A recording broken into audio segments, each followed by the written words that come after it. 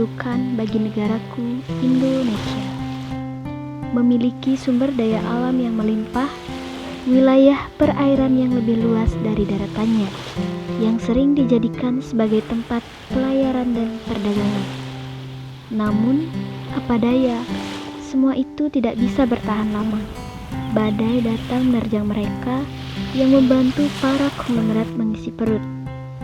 Tak pernah berontak dan protes dengan nasib yang tak kunjung membaik, disertai hidup yang pas-pasan, membuat mereka kecewa. Begitu pula di Pulau Bali. Di balik keindahan panorama alam Bali yang sangat menakjubkan, tersimpan potensi besar perikanan di Pulau Dewata ini, terutama di bagian Bali Utara, lebih tepatnya di Kecamatan Grogak. Namun, semenjak berdirinya sebuah PLTU di daerah Selokan Bawang, tepat di pesisir utara, membuat perekonomian nelayan sekitarnya menurun. Selain itu, ada pula dampaknya bagi lingkungan seperti polusi udara, termasuk air.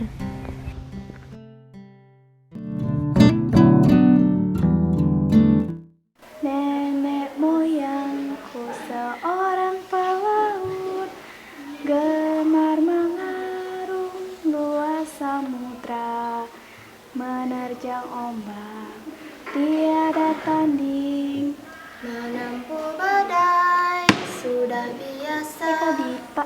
Kamu ngapain? Enggak sih, cuma iseng buka-buka atlas.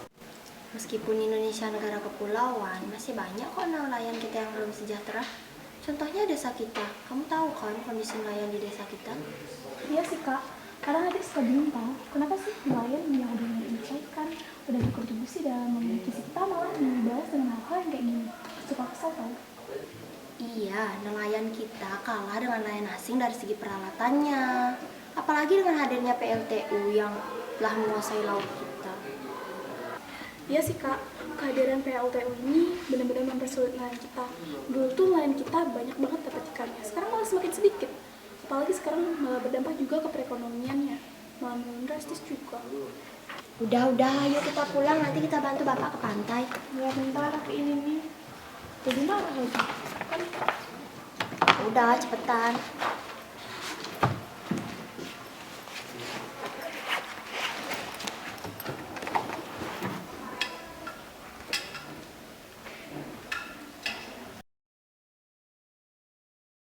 kemana? Mau pulang. Nanti ya.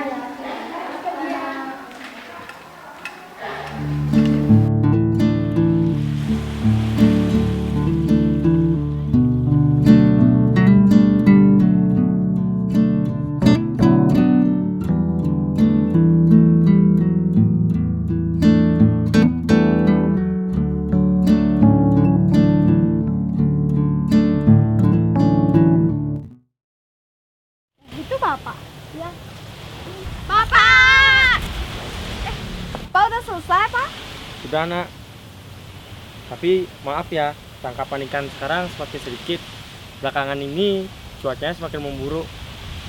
Ya pak, nggak apa-apa. Pantesan penjual ikan sekarang ini makin dikit jualannya. Jadi, iklim sama cuaca juga berpengaruh ya pak. Kita lihat banyak banget perbedaan yang kita alami sekarang dibandingkan dulu waktu masih normal.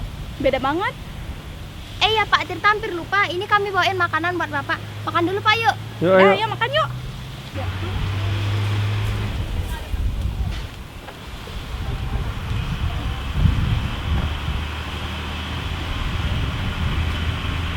Asik makan. Lapar banget sih. Kamu ini kebiasaan. Ini pak. Nah, Itu airnya.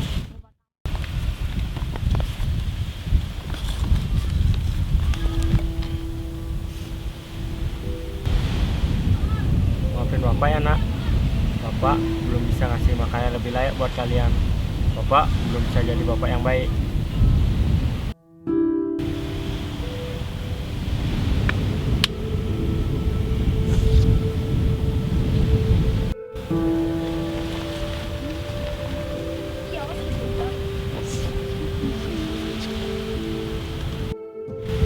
Di tengah kondisi yang seperti sekarang ini, kita tidak boleh menyerah nak.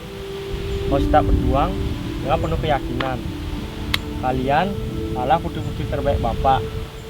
Bapak menaruh harapan besar pada kalian berdua, generasi muda penerus bangsa, agar nantinya ketika kalian tumbuh besar dan sukses, kalian tidak lupa dengan rumah yang kalian jadikan tempat berteduh, berkumpul dengan keluarga, desa, warga, bahkan laut yang setia membantu kita untuk mencari nafkah.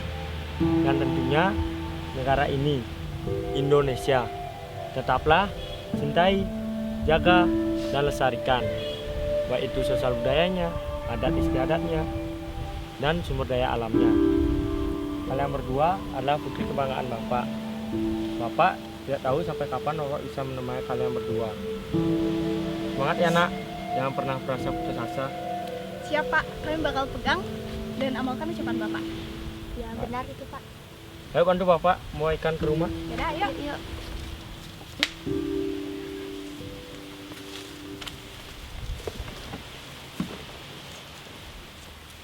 Yaudah, yuk.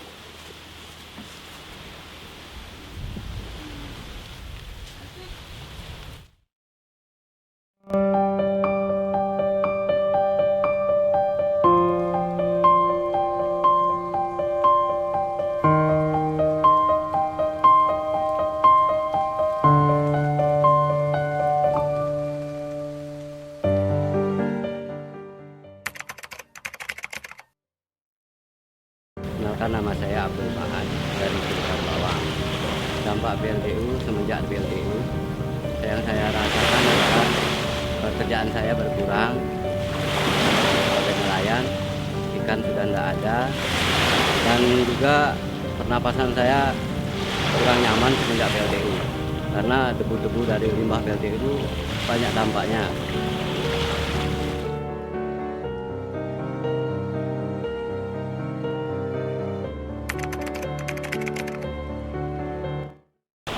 Saya mencari ikan di sini di laut, tapi jarang ikannya narik itu. Jam segini saya sudah pulang. Tapi dapat kecil-kecil ikannya. Yang penting saya ya enak-enak aja kerja mancing di laut gini ya sabu. Dapat segini kecil dapat. Kalau kedalamannya 50 meter itu kemungkinan ikannya besar-besar Bu. Di sini agak sulit lah mencari ikan kecil begini.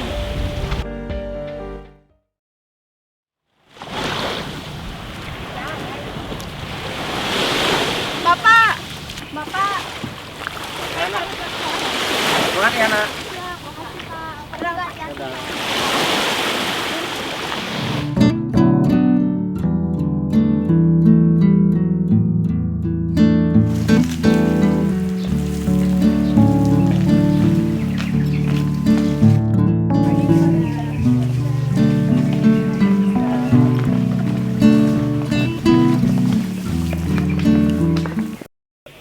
Kak, hari ini kita dapat pelajaran geografi kan?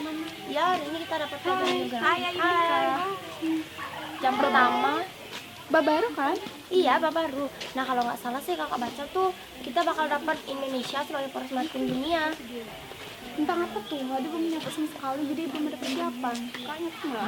Nyatet dong. Nah, dari yang kakak cari tuh, dari internet sama buku dapatnya, kira-kira kita bakal mempelajari wilayah laut Indonesia, posisi geografisnya.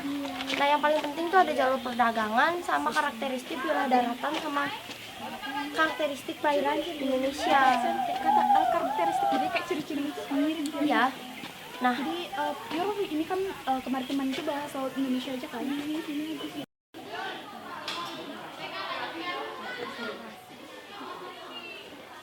kita rasanya pengen banget bantu bapak biar tangkapan ikannya banyak lagi. Ya sih Kak, tapi kira-kira apa yang bisa kita bantu? Nah itu dia tuh, bingung juga sih. Dan nanti kita pikirin ke konsumen. Yuk, mereka udah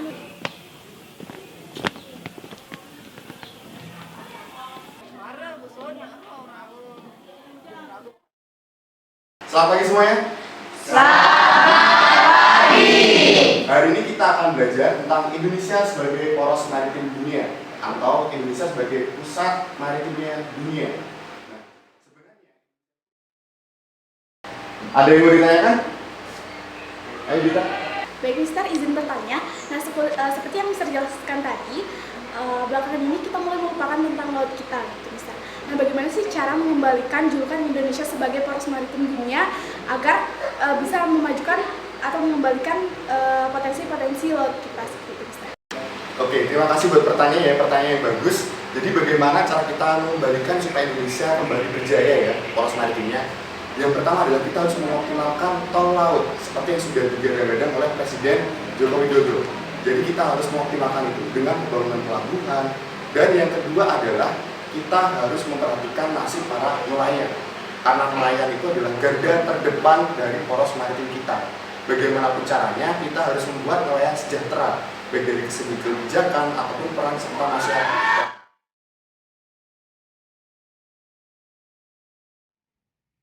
Pemerintah harus segera menyelesaikan benang kusut yang ada, terutama bagi nelayan sekitar.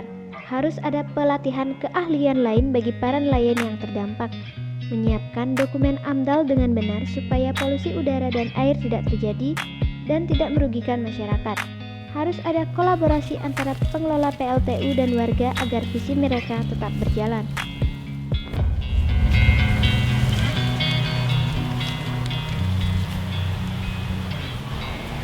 Semoga dengan adanya hal ini, masyarakat jadi lebih peduli dengan lingkungannya dan dapat menjaga kenyamanan bersama.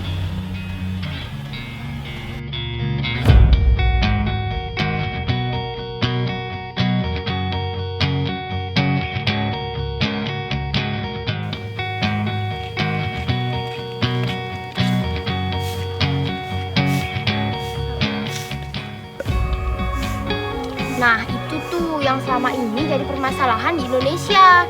Sampah plastik menumpuk di lautan. Ya, itu juga ada. Kita sebagai generasi muda harus dapat mengatasi permasalahan tersebut.